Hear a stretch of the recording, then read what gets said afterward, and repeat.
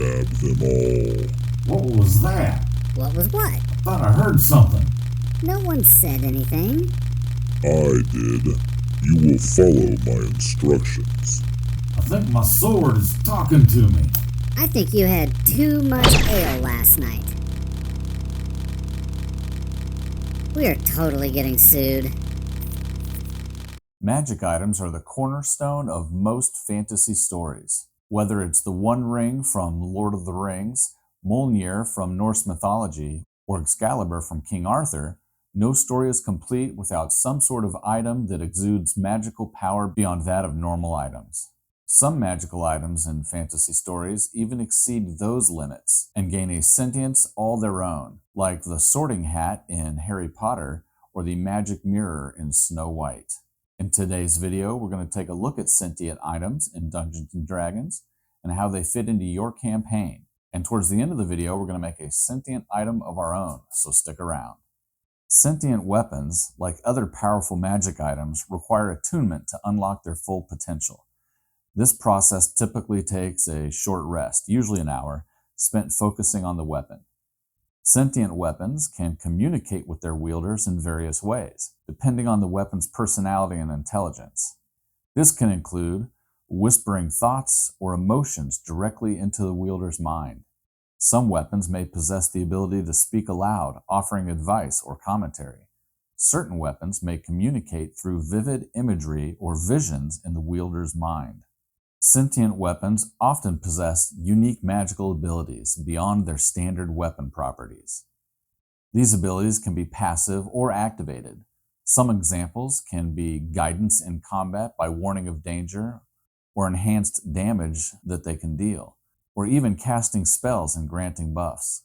These aren't particularly different from normal magic items, but sentient items are more than just magical items. They're also NPCs. Whether the item can talk, send psychic messages, or just send visions or feelings, it can communicate with the players, or at least one of them, and this creates new opportunities for role-playing with the players. But what does this look like?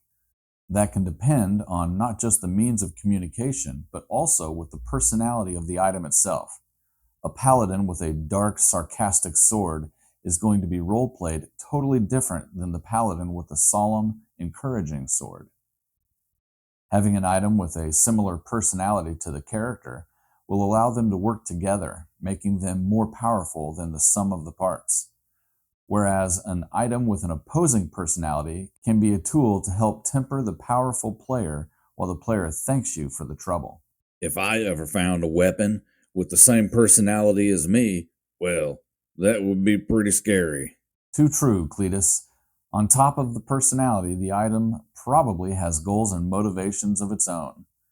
Some goals could be as simple as fighting evil, or as complicated as defeating the members of a certain tribe of goblins. These give you, as the Dungeon Master, easy plot hooks to include to send your players on quests.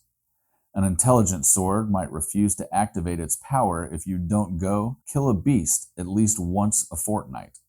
This pouty weapon might be bargained with, but could go off and sulk in its metaphorical corner until you comply with its demands. What kind of sentient items could we have? Before we get into that, please listen to a short message from Digit the Pixie. Like and subscribe for more videos about Dungeons & Dragons, and check out the Patreon in the description below for more D&D content. Thanks for the plug, Digit. There are many sentient magic items in the game already, but the DMG gives you guidance on how to create your own. On page 214 in the Dungeon Master's Guide, there are rules to determine the style of communication for the item, what senses it has, its alignment, characteristics, purpose, and conflicts. It even mentions a couple of things like Black Razor and Wave. What this tells us is that any item can be a sentient item. Even though generally we think of sentient items as being weapons, we could also have a sentient goblet, or necklace, or even boots. Now let's create a sentient item. The Warden Steel Scabbard is a legendary item.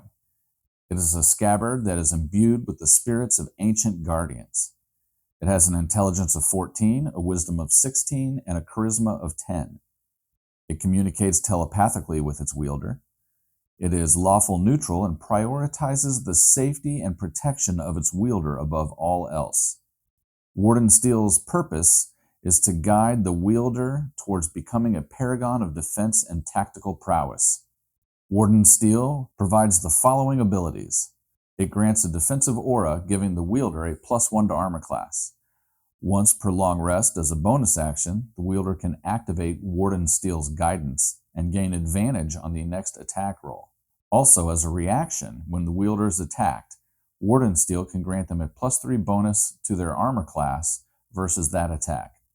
Warden Steel can use this ability a number of times equal to the wielder's proficiency bonus, regaining all uses after a long rest.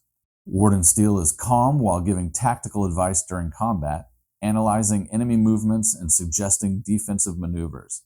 If the wielder engages in unnecessary aggression or cruelty, Warden Steel might express disapproval telepathically. Potential adventure hooks could be things like a villain trying to get a hold of it for nefarious purposes. Maybe Warden Steel whispers about long-lost battles and forgotten treasure.